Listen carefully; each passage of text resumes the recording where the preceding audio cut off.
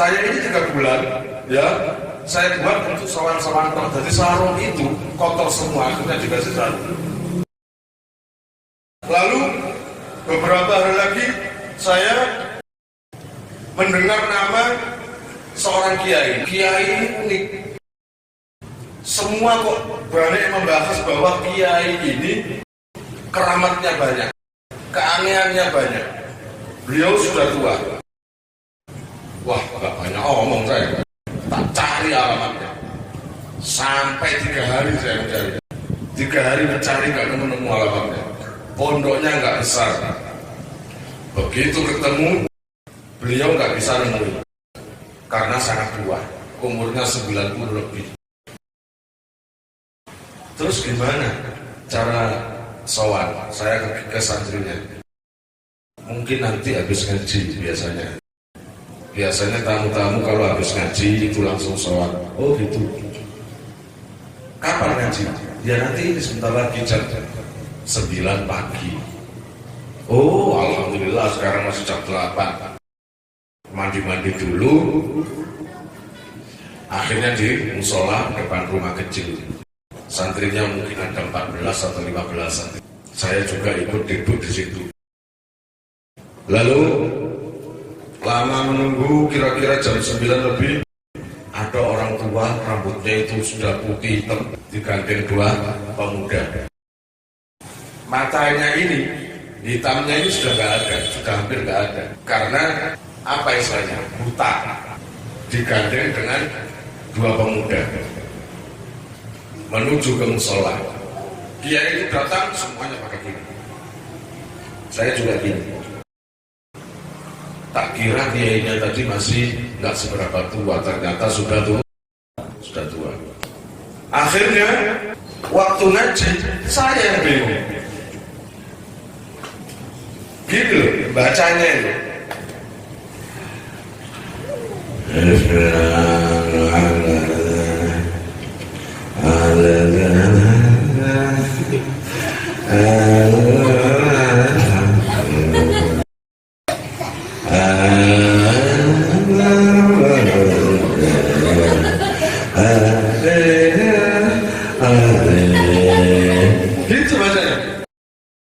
Loh, saya bingung yang disemak apanya.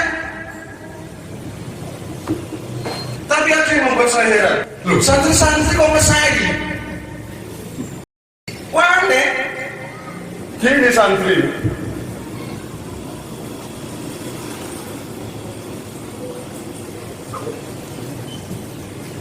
Kurang ajar santri. Kok mantu-mantu kok yang paham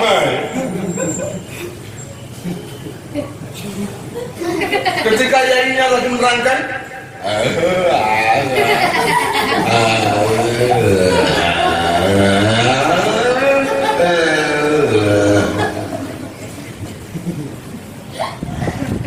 tolong nolero no mantu-mantu nolero wong ini budal kita ya apa sih? Saya pikir mantu-mantu ini mantu apa? Wong ini ngomong aja gak paham. Wah gak beres. Saya tanya ke santri, Kak, sampai mantu-mantu itu paham kan? Ya paham lah. Saya bentar, mana kita teman? Ini bagus. Sampai tadi memang saya. Iya, saya lihat di sasaran. Ini apa sih? Kenapa bisa? Saya kok nggak dengar apa-apa, dengar geremeng. Sampai kapan? Sejak kapan di sini? Sejak tadi pagi? Ya belum bos, 3 hari. Tunggu 3 hari. Masa gitu? Iya. Nginep aku. Nginep 3 hari. Penasaran. Besoknya lagi ngaji. Sembahyang ya Nur, ngimami sholat itu kiai.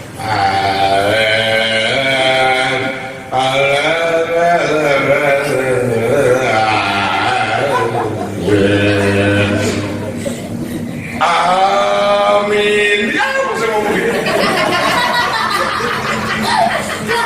Walau doli ini gak jelas. Amin. Sekarang bahas tulisan amin naik. Sampai akhirnya penasaran 3 hari. Saya di sana insya Allah dekat Sabtu. Senin berarti. Ketika Senin, Selasa, ya Selasa. Ketika Selasa, saya berjamaah subuh. Yang imami, saya nggak paham waktu itu. Oh biasanya yang saya tahu imamnya.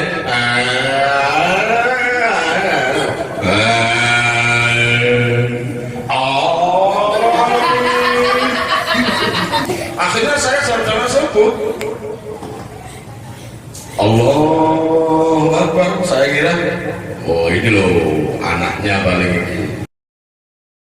Allahu Akbar, Allahu Akbar. Batinku gini apa anaknya disuruh imam. Bismillahirrahmanirrahim. Alhamdulillahirabbil alamin. Ar-Rahmanir-Rahim sampai waladhdallin. Amin. Sampai baca surat. Akhirnya rokok, saya berdiri ya, berdiri dulu.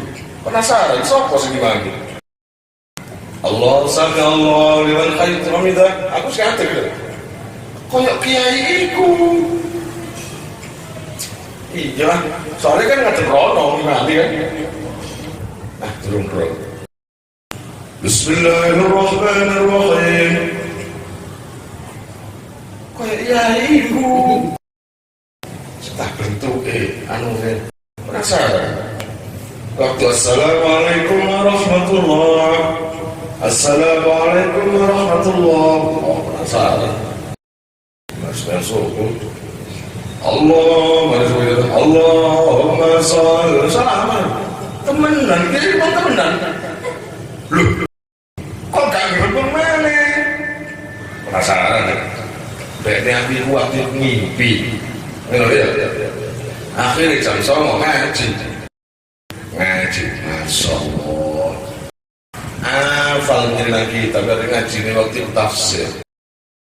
Jadi wurudul indah. Saya suaranya tua itu seperti waktu aku saya pertama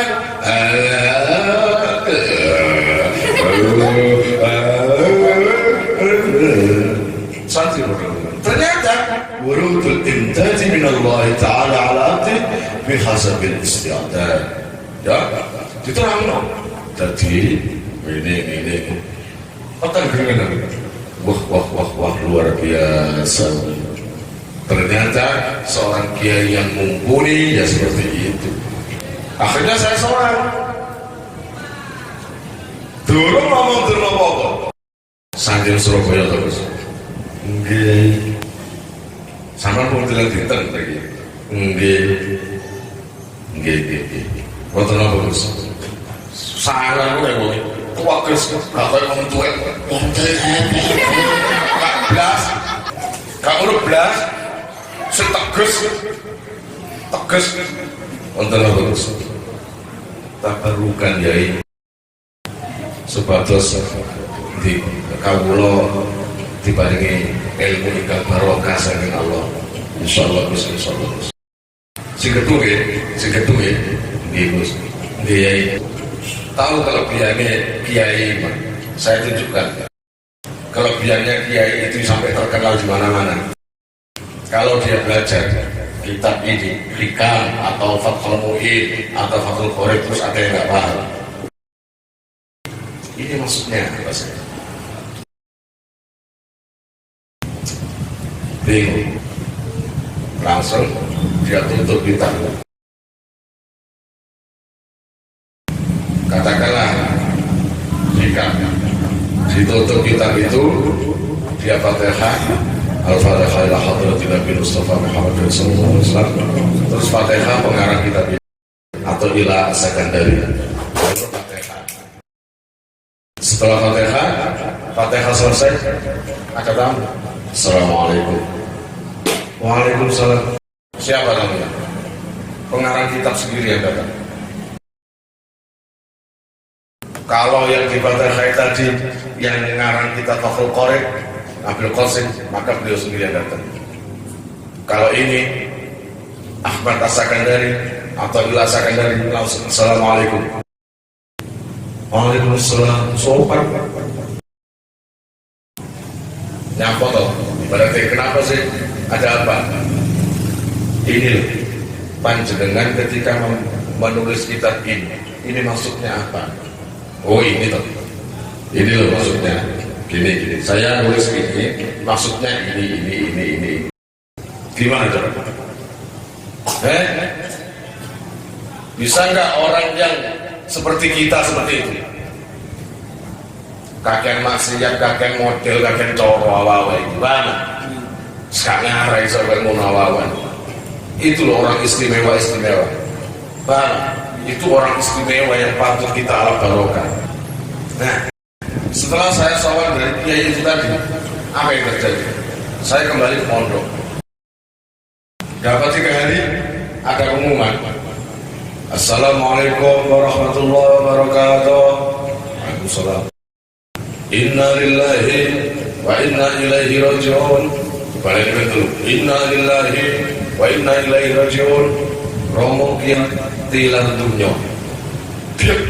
Langsung hampir semua anggota ulama yang baru saja saya sewani baru kemarin meninggal dunia. Tapi alhamdulillah saya diberi kesempatan untuk ini ono iki Romo Yai Nur Drosmo. Romo Yai Nur diparah di Jepang, mau ditangkap karena tidak mau hormat dengan bendera Jepang. Termasuk Romo Yai Mansur akhirnya dipenjara, wafat di dalam penjara. Ayahnya Romo Yai Hajir ini, beliau wafat di penjara karena tidak mau hormat dengan bendera Jepang. Itu loh pejuang yang NKRI. Saiki lambe ini muni NKRI Pancasila tapi berjuang gak tahu ngentekno duwe rakyat. Awal-awal itu darahnya darah pejuang. Kalau saya nggak ikut pejuang, orang tua saya berjuang. Orang tua saya, orang tua kalian, bamba kalian adalah pendiri NKRI ini. NKRI ini masya Allah, nggak sampai lali. Cerita apa aku? Ya, Yai Nur. Iku wa min karomati, luar biasa. Targetnya itu ada. Yai Mansur, Yai Nur tangkap. Setelah menangkap Yai Mansur, langsung mana rumahnya? Oh Jepang ya, mana ya? Betul.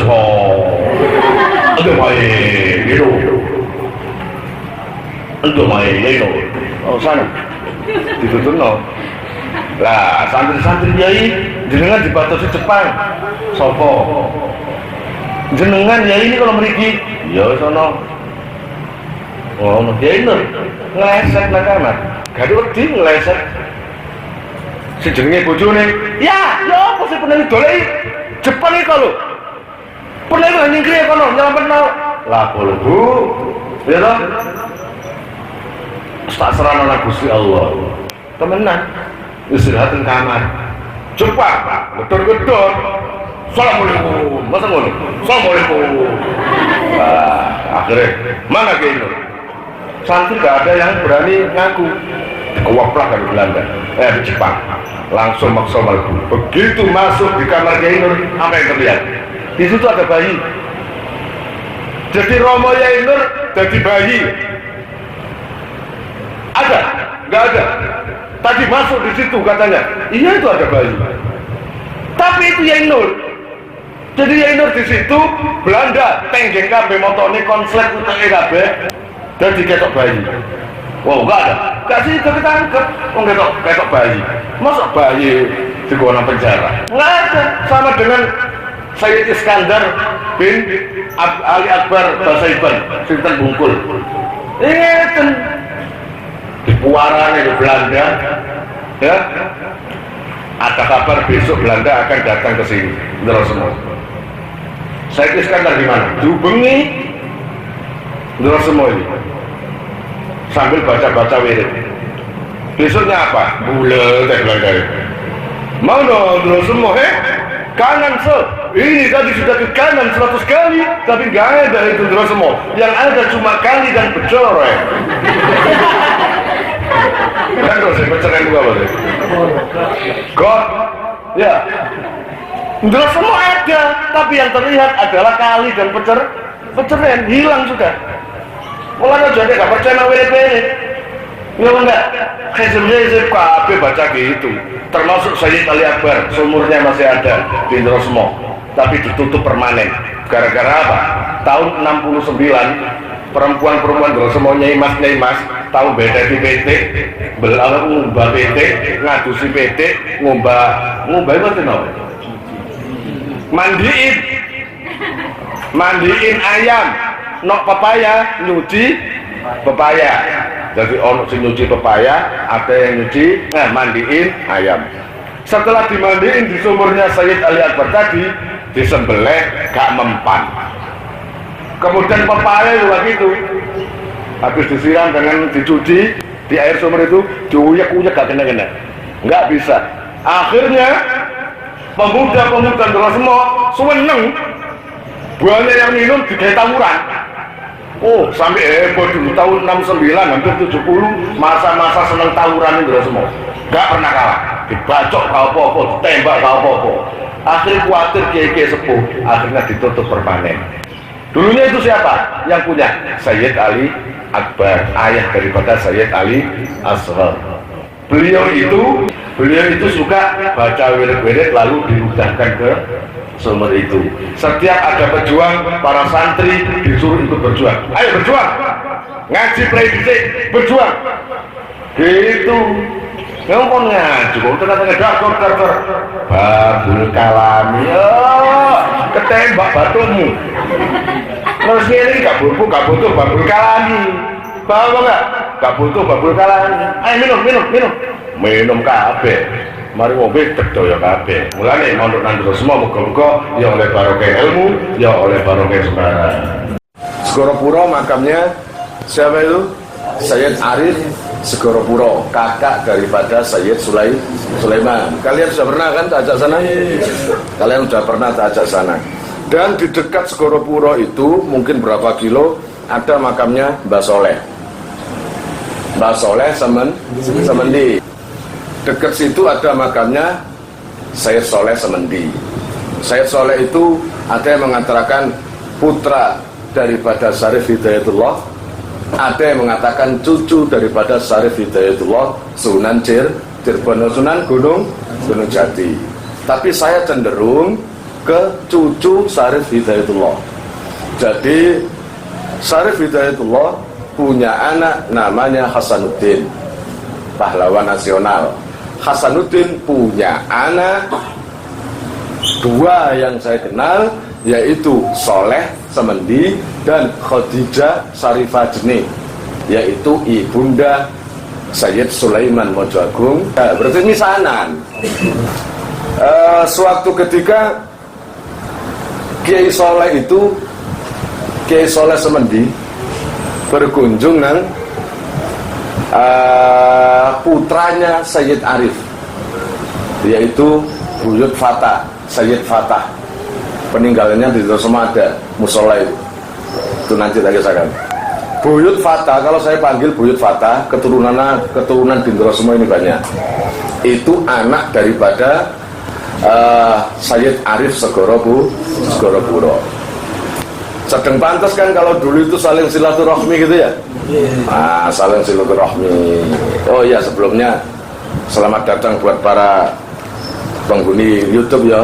Muga-muga barokah kabeh niku.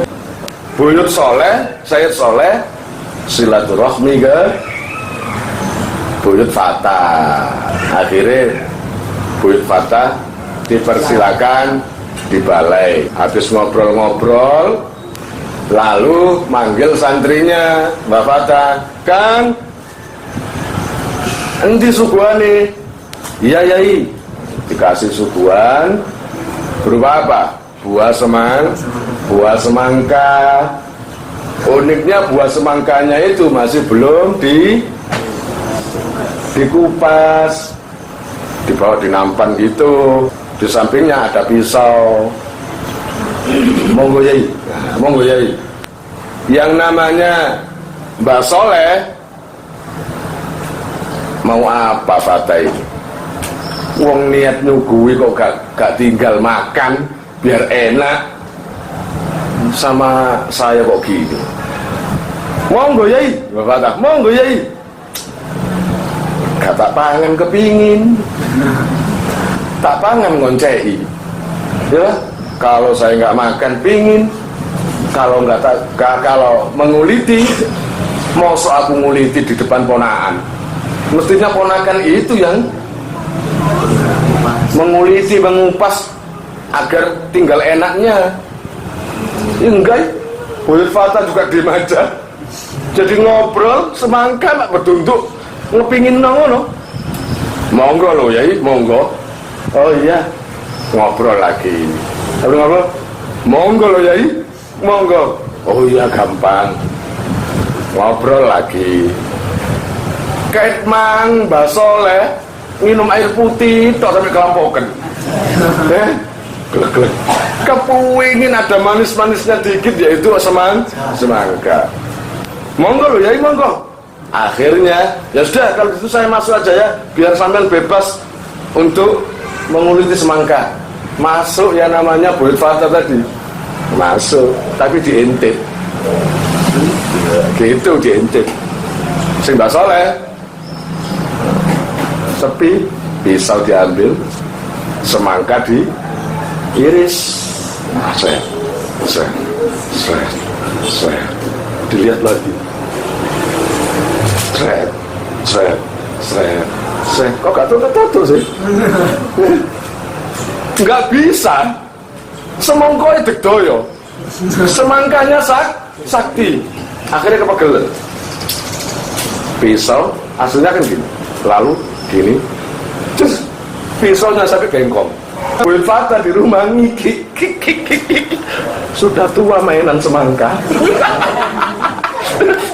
Udah tua mainan semangka. Memang suka guyon. Biarin aja. Terus sampai kemeringet dia, namanya Mbak Soleh tadi. Kemeringet namanya sudah tua. Kurang ajar Fatah ini. Akhirnya Fatah. Dalam Yai, sampun ta Yai? Sampun apa nih? Gimana Pak Yai? Tak kira sampean tak tinggal masuk itu sudah lancar atau sudah bisa. Begini loh Yai.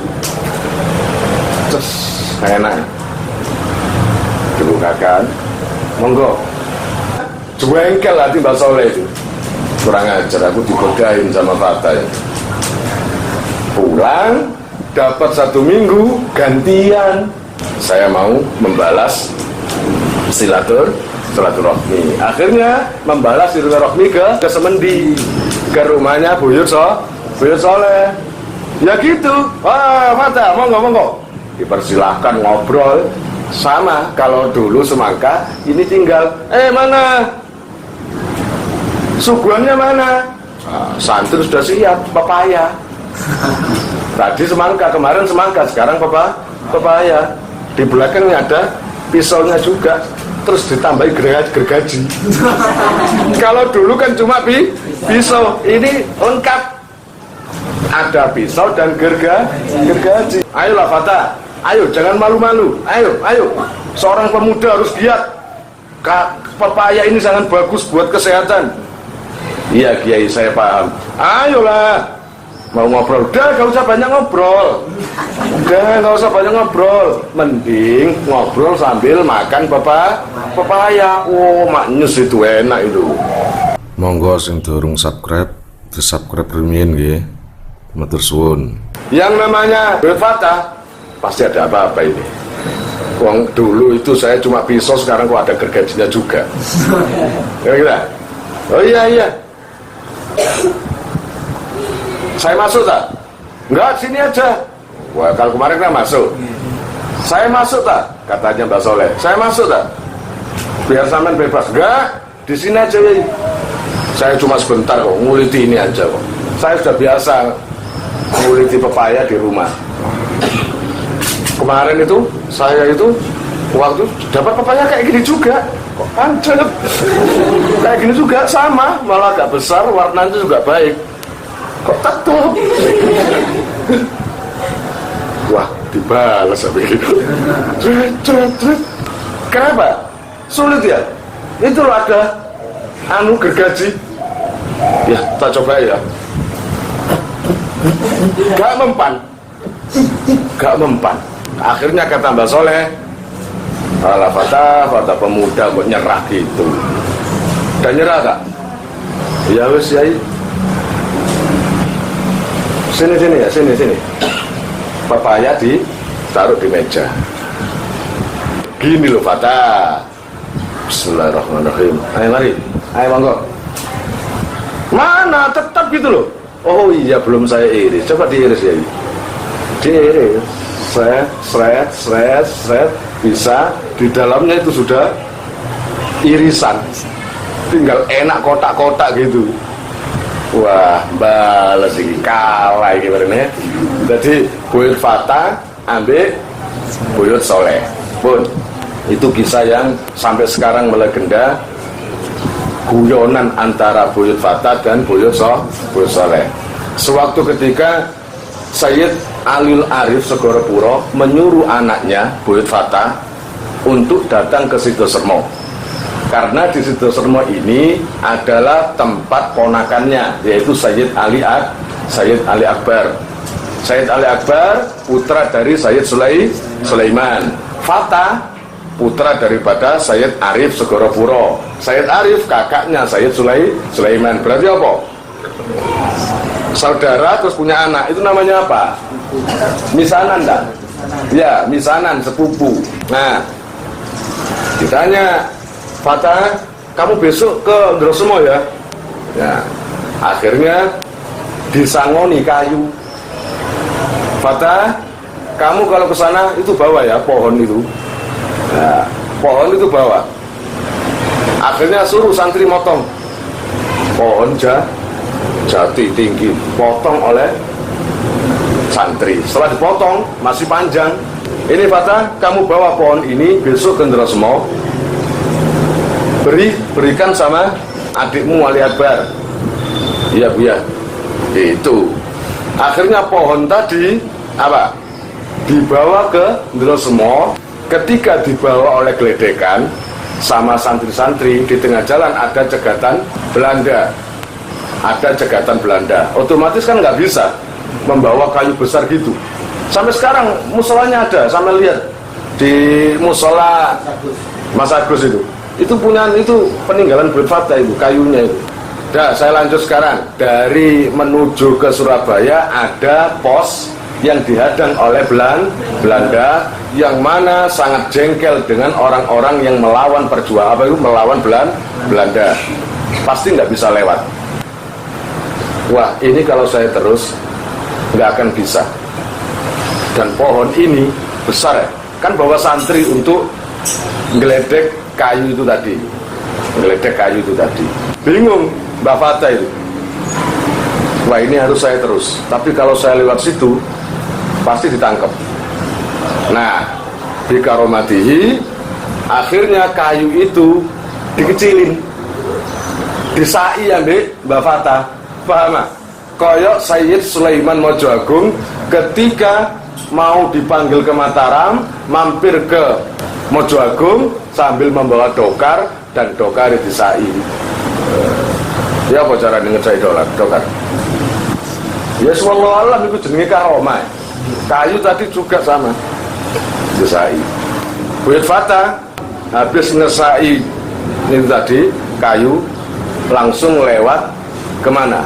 Ke lautan, naik kuda sambil, jadi kudanya itu nggak ambles ke air, naik kuda mampir ke Mboar, rumah saudaranya yaitu Hasan Madinah.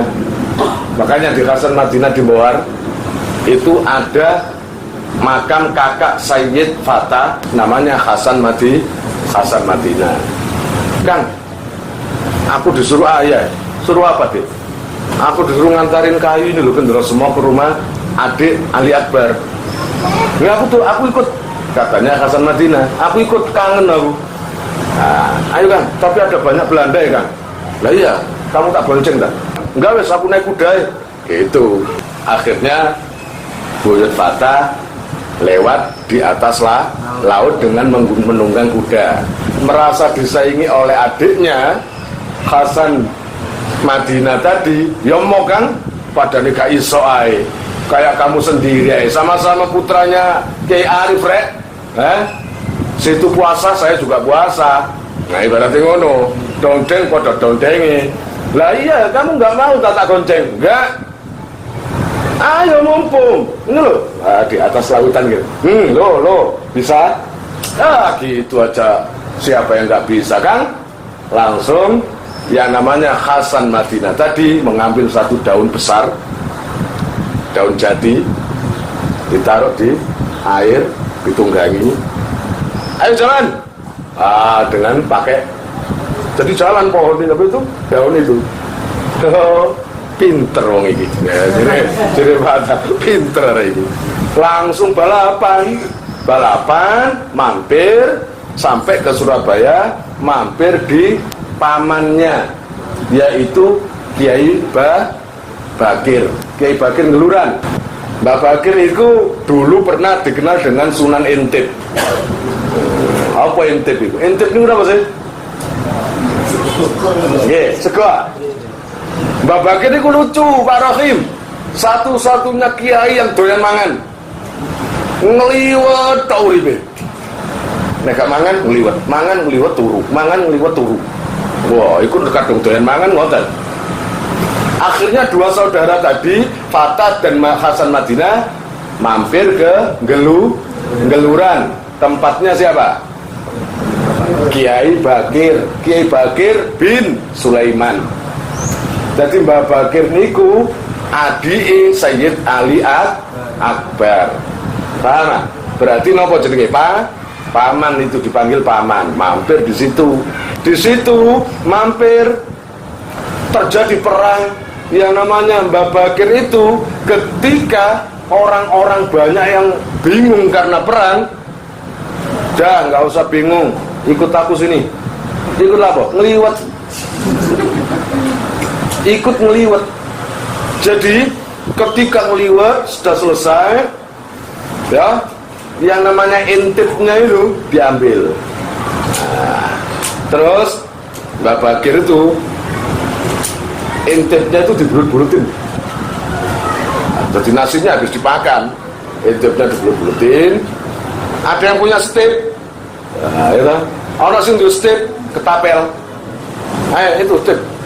Banyak yai, banyak pesawat yang nyerbu. Ya udah stip sama ini. Stip ambil intip yang namanya pesawat. Terus ternyata setiap Mbak Bakir habis masak pasti diambil intipnya. Dan intip itu sudah sampai numpuk banyak gitu. Itu berbulan-bulan habis makan ditumpuk sampai tinggi. Dan intip itu dipakai cagak Masjid Ngeluran.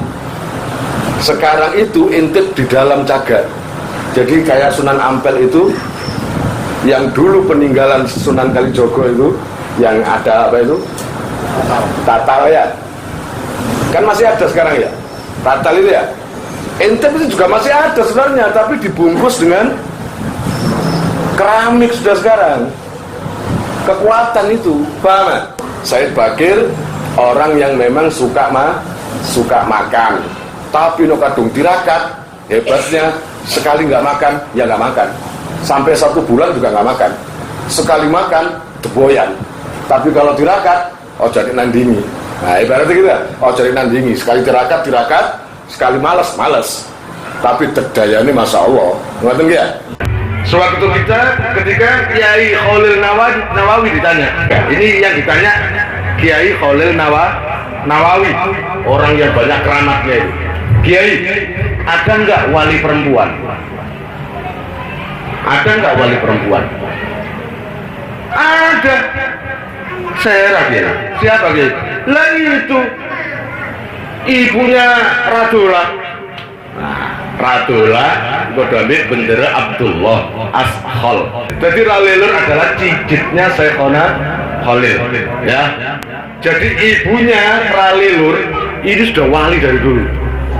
Gimana nggak wali? yang terkenal kisahnya adalah ketika ada Khol Syekhona Khalil yang datang kan jelas banyak, ratusan bahkan ribuan zaman dulu, apalagi sekarang tambah banyak ya. Nah aneh, ketika Khol tamu banyak yang datang, persiapan rumah Nyai Romlah itu nggak persiapan apa-apa, cuma ada apa, lontong kayak gini norbuan lontongnya loh biasanya, punya lontong 3 biji. Nyai Romlah itu ibunya Ralilur tadi loh ya, siapa tadi namanya? Bu Nyai Romlah. Nyai Romlah anaknya Nyai Imron, paham ya? Ingat lagi, Nyai Romlah ini anaknya Kiai Imron. Kiai Imron anaknya Syekhona Khalil, berarti Ralilur tadi cicitnya. Akhirnya tamu banyak. Biasanya itu kalau Syekhona Khalil atau siapa yang punya gawe pasti terlihat lah ada banyak makanan. Ini enggak ya, kosong. Akhirnya santri yang namanya Hafid, ada namanya Hafid, tamunya banyak, Kiai tamunya banyak Kiai. Ini apa makanannya? Itu di belakang ada apa itu Hafid? Sampean tadi bikin apa itu lodeh? Coba masih ada? Nyai masih ada, tinggal sedikit, tinggal setengah panci cilik. Terus ada apa lagi di dapur itu Hafid? Ada lontong Nyai 3. Yang datang berapa? 400 Nyai 400 undangan yang datang. Ya sudah, panggil Hafid teman-teman kamu tadi itu, lontong sama lodeh dibagi ya, dipiring. Bingung Hafid ini gimana sih? Cuma 3 potong, cuma lontong sama kan suruh ngirisi. Ya diirisi. Saya 1 piring bawa keluar. Saya 1 piring bawa keluar. Sampai gak mungkin cukup ini kan. Dan bawa keluar. Tapi saya kok aneh? Kok nggak habis ya?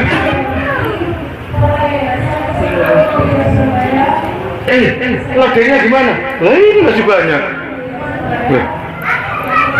Panggil teman-teman, biar ada yang bantu. Berapa orang? Ini ada 10. Udah panggil. Cepat, ini lontong 1 kamu yang ngiris. Ini kamu yang ngiris. Cuma lontong 1. Ya pokoknya kata Bu Nyai gini. Piring. Ayo.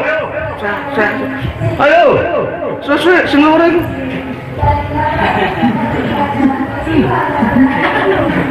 Kok nggak habis? Lontong semakin panjang nggak habis.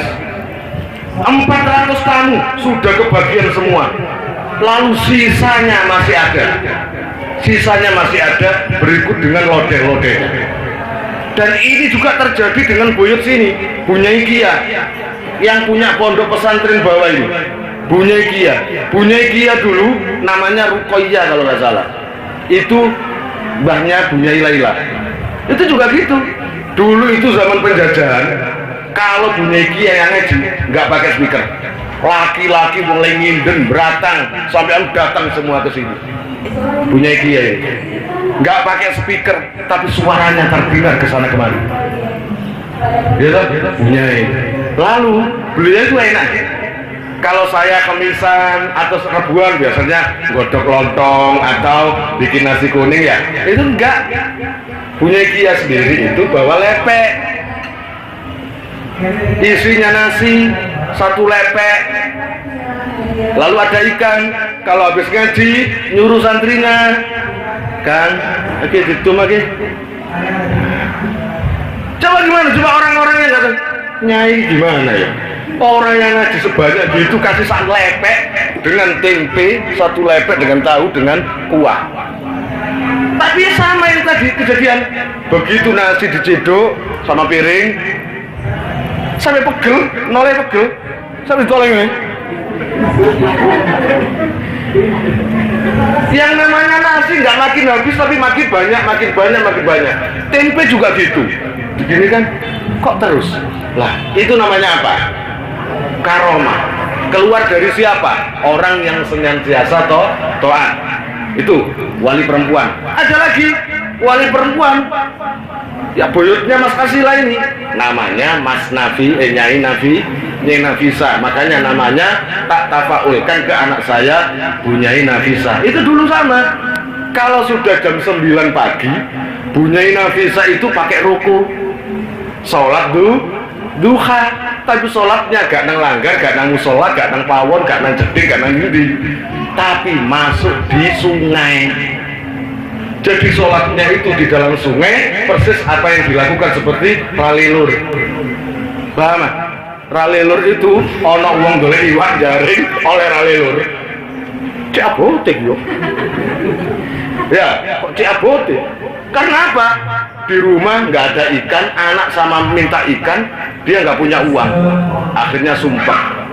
Akhirnya cari ikan, seneng dapat berat gitu. Nggak tahu cara lelur.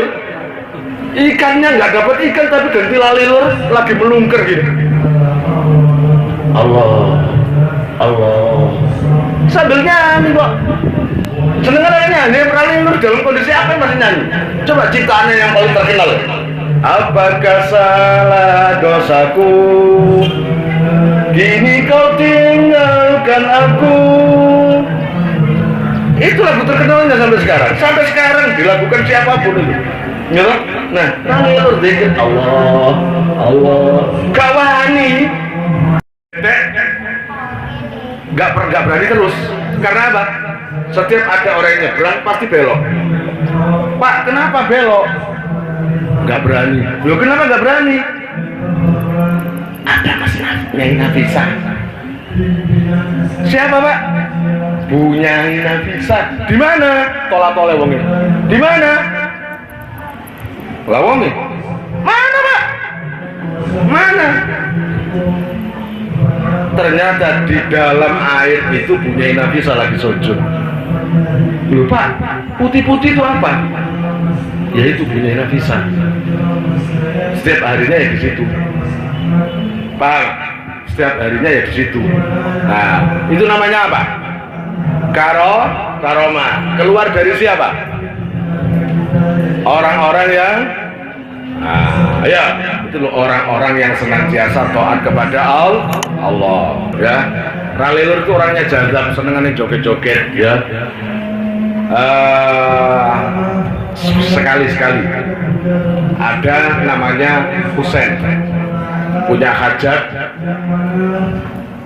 ngundang ralilur, ya, ngundang ralilur. Kiai-kiai diundang semua, ada 300 kiai Madura diundang untuk acaranya Husain tadi. Nah, ketika kiai-kiai datang semuanya, ralilur nggak datang-datang. Begitu datang, pakaiannya kayak Superman. Pakaian kayak Superman, terus pakai rok. Ngerti rok? Apa? Untuk perempuan langsung munggah panggung.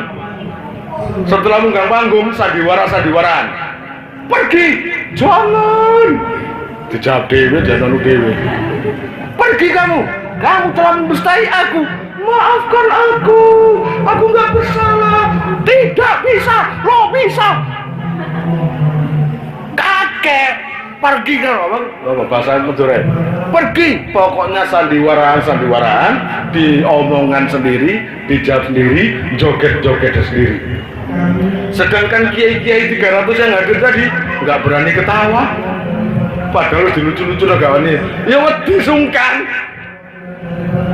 Lihat tuh gini loh.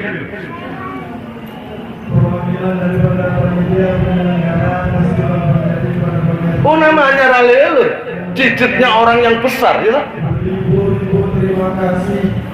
Nggak berani. 300 kiai itu sama heran dengan tingkah laku ralilur itu tadi. Sangat luar biasa. Paham? Sangat luar biasa. Lalu ketika acara selesai, dapat satu hari dapat telepon dari Jakarta yang punya acara Husain tadi, dari temennya Nah, katakanlah namanya Busro. Pak Cak Husain, maaf ya, kemarin undangan sampean saya nggak bisa hadir. Ya kan? Pas Ralilur tadi loh, diundang akhirnya menaik ke panggung, kan ada acara itu. Dan Husain tadi ngundang masyarakat dan kiai-kiai kan, termasuk teman-temannya. Lah tadi temannya nelpon dari Jakarta, Cak Husain, maaf ya kemarin nggak bisa hadir karena saya kerawuan Ralilur di sini. Jam berapa? Jam 9 pagi kemarin. Gimana sih? Wong kemarin Ralilur di sini. Munggah panggung, sandiwara-sandiwaraan. Jadi kemarin jam 9 iya datang ke rumah saya mulai pagi. Aneh kan? Berarti Ralilur ada di Jakarta dan juga ada di Madura. Itu namanya apa? Karomah. Keluar dari siapa? Orang yang senantiasa taat kepada Allah. Sudah, saya kira cukup kisahnya. Semoga kita dapat barokah kemanfaatan dari Syekhona Khalil dan berikut keturunan-keturunannya. Al-Fatihah.